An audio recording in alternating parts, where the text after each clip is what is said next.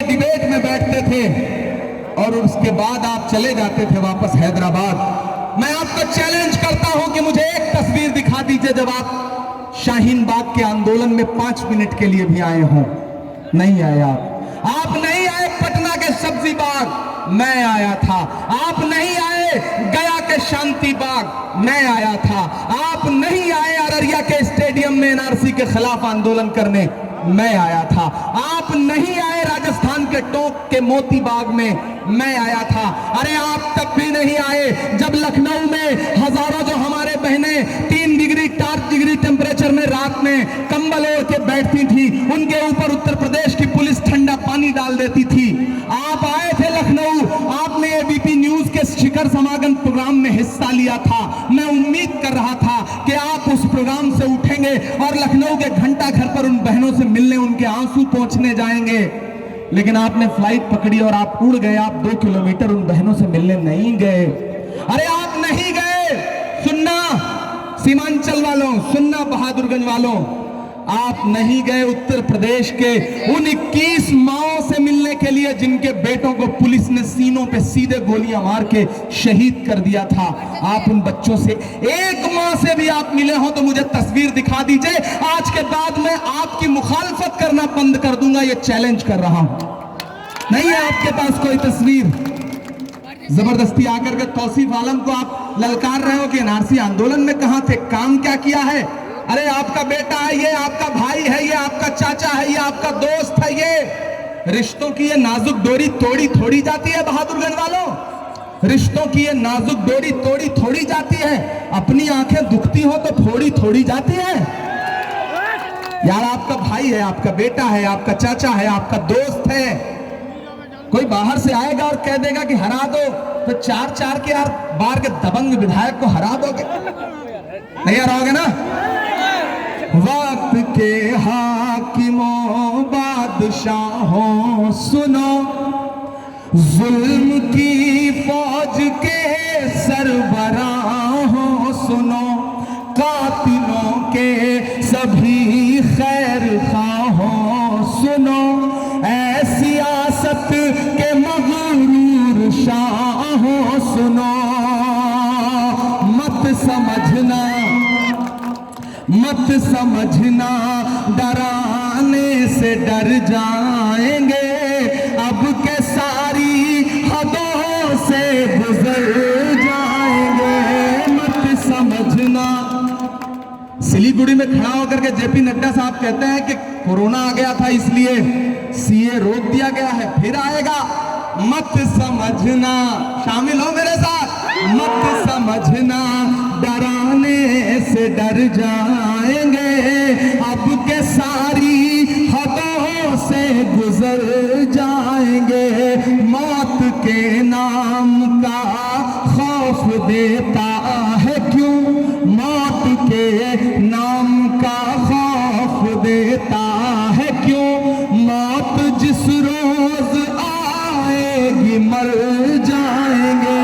मत समझना डराने से डर जाएंगे। ओवैसी साहब यहां आकर के एनआरसी पे तकरीर कर रहे हैं, और जब मैं, ये सलीम चचा बैठे हैं, बिलाल बैठा है, मेरे इन 2 जानने वालों ने कुली कुतुब शाह स्टेडियम में एनआरसी के खिलाफ आंदोलन किया, एहतिजाजी सभा करी, जलसा किया, मुझे बुलाया। वो कुली कुतुब शाह स्टेडियम जो उनके घर से 400 मीटर दूर है, तौसीफ भाई ओवैसी साहब के, मैं वहां गया था। 20,000 की भीड़ थी और ओवैसी साहब ने मेरे उस प्रोग्राम का परमिशन कैंसिल करवाया। जब परमिशन कैंसिल करवाया तो ये बिलाल जिद्दी है, सलीम साहब जिद्दी हैं, ये दोनों हाई कोर्ट गए। हाई कोर्ट से उस जलसे का परमिशन लेकर के और बोले जलसा तो होकर रहेगा। और जलसा हुआ। जलसा हुआ।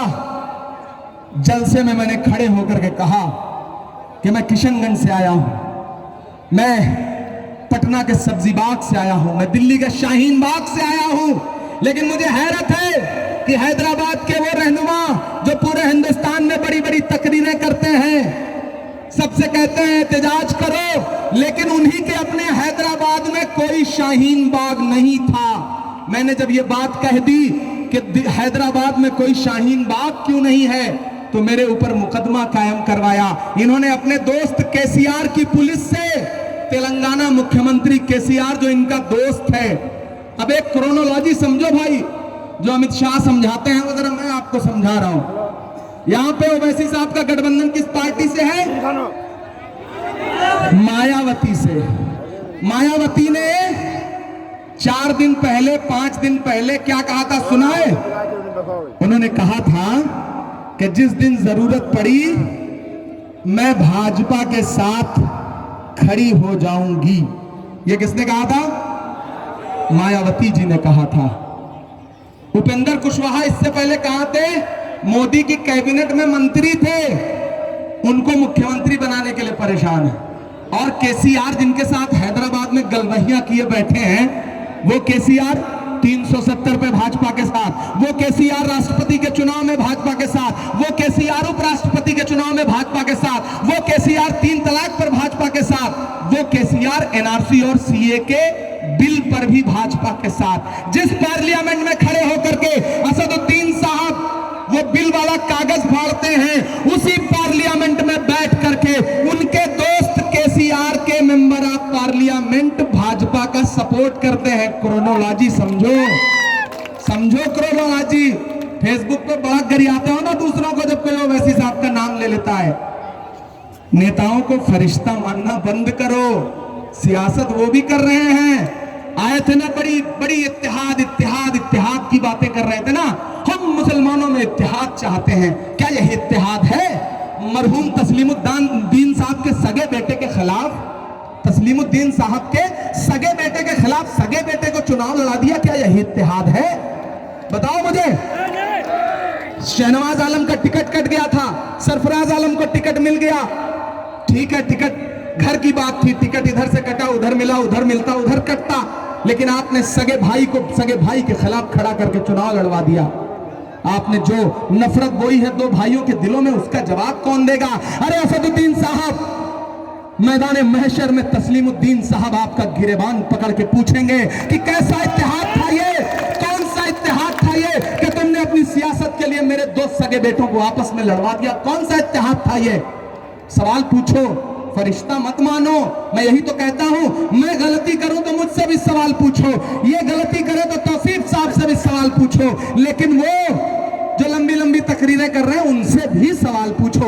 वो आपके बीच में आए और ये कहे कि एनआरसी में कांग्रेस कहां थी, तो उनसे पलट के सवाल पूछो कि एनआरसी में जब इमरान हैदराबाद गया तो उसके खिलाफ मुकदमा कैसे कायम करवाया आपने? उनसे पलट के पूछो, उनसे पलट के पूछो कि 3 डिग्री टेम्परेचर में शाहीन बाग में 90 साल की बूढ़ी औरतें बैठी थी, लेकिन वही औरतें जब हैदराबाद में शाहीन बाग बनाना चाहती थी तो तुम्हारे दोस्त केसीआर की पुलिस उन्हें उठा ले जाती थी, बुर्का नशीन बहनों को, और 12-12, 14-14 घंटे बाद थाने से छोड़ती थी।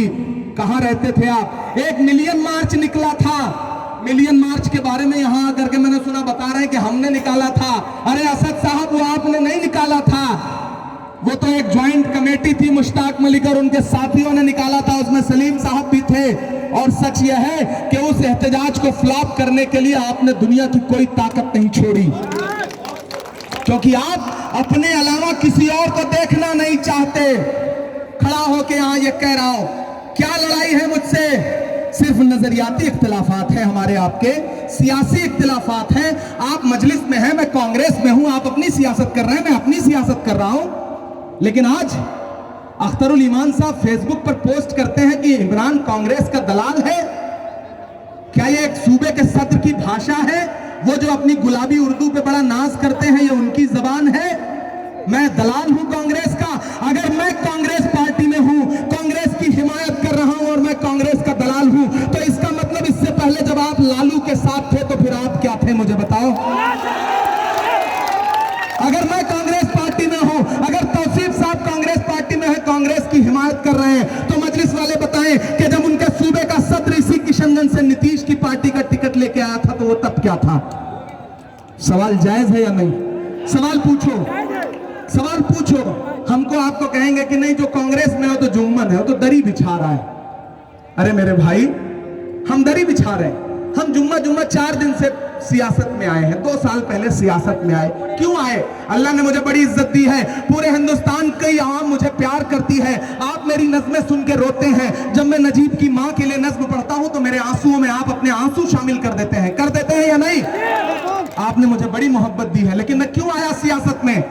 इसलिए क्योंकि मैं जानता हूं सिर्फ माइक पर खड़े होकर के बोल देने से आपके मसलों के हल नहीं निकलेंगे, सिर्फ पार्लियामेंट में खड़े होकर बिल फाड़ने से मसलों के हल नहीं निकलेंगे। आजादी के बाद 100 बार अब तक इस तरह के बिल पार्लियामेंट में फाड़े गए हैं, लेकिन किसी ने बिल फाड़ने के नाम पर वोट नहीं मांगा। आप एनआरसी के नाम पे वोट मांग रहे हैं। मैं बता रहा हूं कि जब उत्तर प्रदेश में योगी आदित्यनाथ जी की पुलिस ने 21 नौजवानों के सीनों पे सीधे गोलियां मारी तो कोई नजर नहीं आया, कोई असदुद्दीन ओवैसी उन बच्चों की माओं से मिलने नहीं आया। गया कौन? मैं गया था, प्रियंका गांधी गई थी, मैं उन्हें लेके गया था ज्यादातर जगहों पर। और जिस दिन उन बच्चों पे गोली मारी गई उसके दूसरे दिन मैं राहुल जी के पास गया। मेरी आंखों में आंसू थे, मैं बड़ा गुस्से में था क्योंकि मैं देख रहा था 21 लाशें बिछी थी।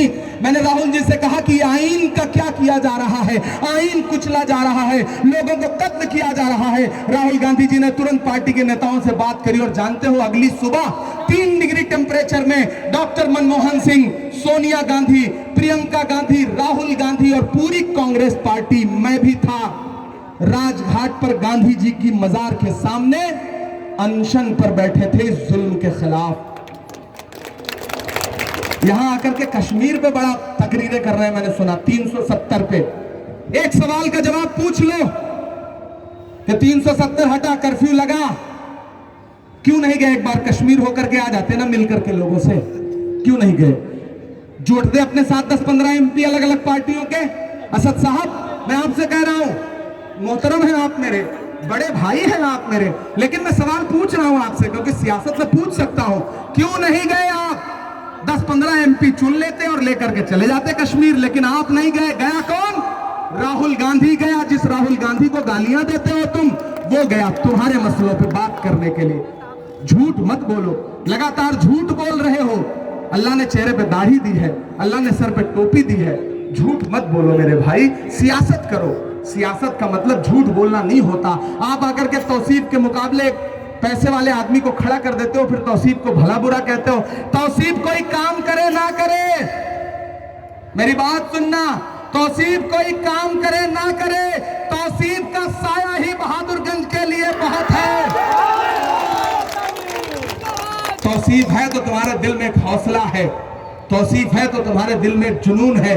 सरकार किसकी बननी है? तेजस्वी की। हटना किसको है मुख्यमंत्री पद से? किसको हटना है? पलटू चाचा को, नीतीश जी को। मेरा शेर भाई आ गया है, ये आरिफ मसूद साहब हैं, भोपाल के विधायक। जोरदार ताली बजाओ इनके इस्तकबाल में। और एक बात सुन लो कि जिस दिन फ्रांस में हमारे आका हुजूर अकरम सल्लल्लाहु अलैहि वसल्लम का कार्टून बनाया गया तो भाईजान तो यहां वोट मांग रहे हैं, लेकिन इस मर्द मुजाहिद ने इकबाल मैदान में 50,000 की भीड़ इकट्ठा करी हुकूमत के खिलाफ। फ्रांस के 2000 लोगों के खिलाफ मुकदमा कायम किया गया। ये मुकदमा लेके आ रहे हैं, मुकदमा नहीं है, तमगा है वो, तमगा।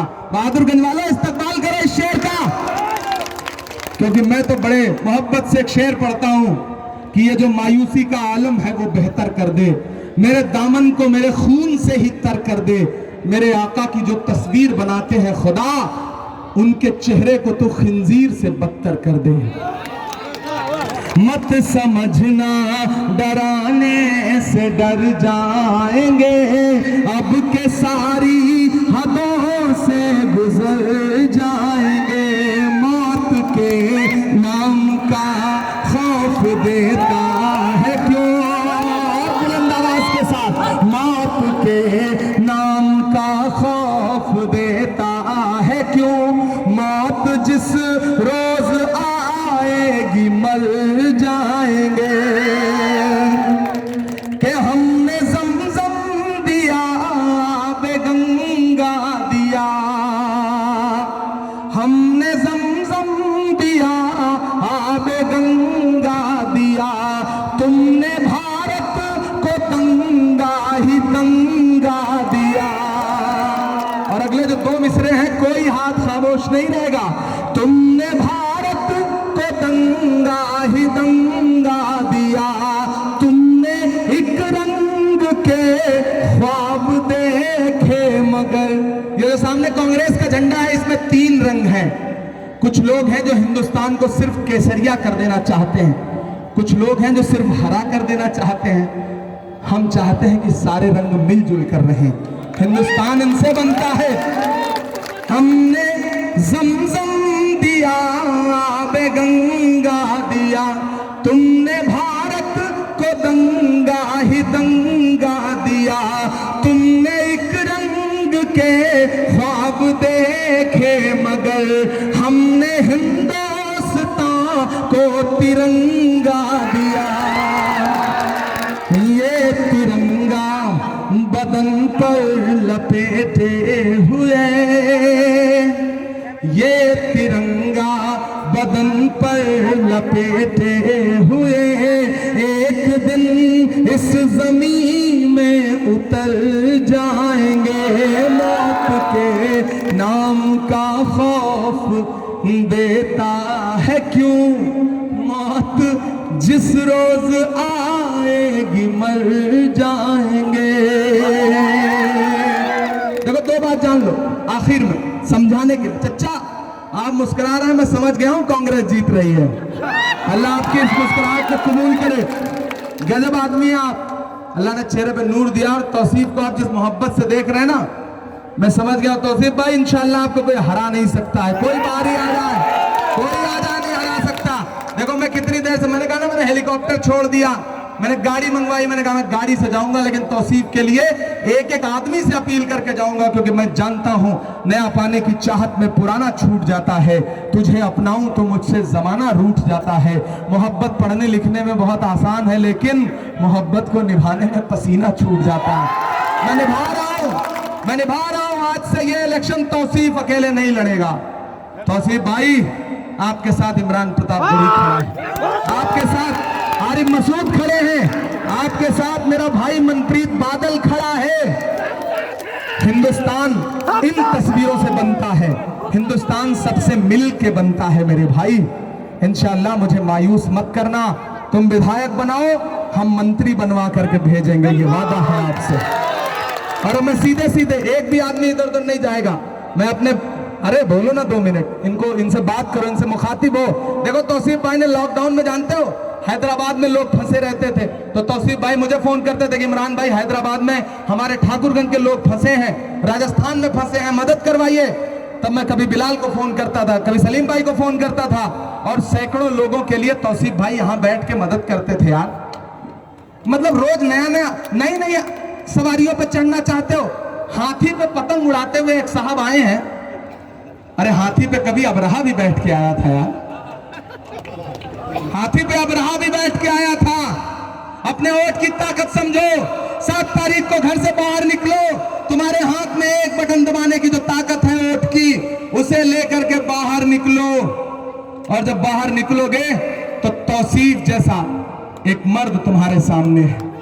मेरे भाई, उस सियासत को नकारो जो सियासत सर्टिफिकेट देती है। मोदी सर्टिफिकेट देंगे, भाजपा सर्टिफिकेट देगी, तभी हिंदू भाइयों को हिंदू माना जाएगा। और इधर मजलिस सर्टिफिकेट देगी, तभी मुसलमान भाइयों को मुसलमान माना जाएगा। और जो पार्टियों में बाकी लोग हैं वो सब बेकार हैं। अरे यार, आप केसीआर के साथ हो तो हिकमत है, हम कांग्रेस के साथ हैं, हम राजद के गठबंधन में हैं तो गलती कर रहे हैं, हम गुलाम हैं। नहीं मेरे भाई, असद भाई, गालियां दिलवाना बंद करिए, सोशल मीडिया पे ट्रोल करवाना बंद करिए, या फिर अल्लाह रसूल के नाम पे वोट मांगना बंद करिए।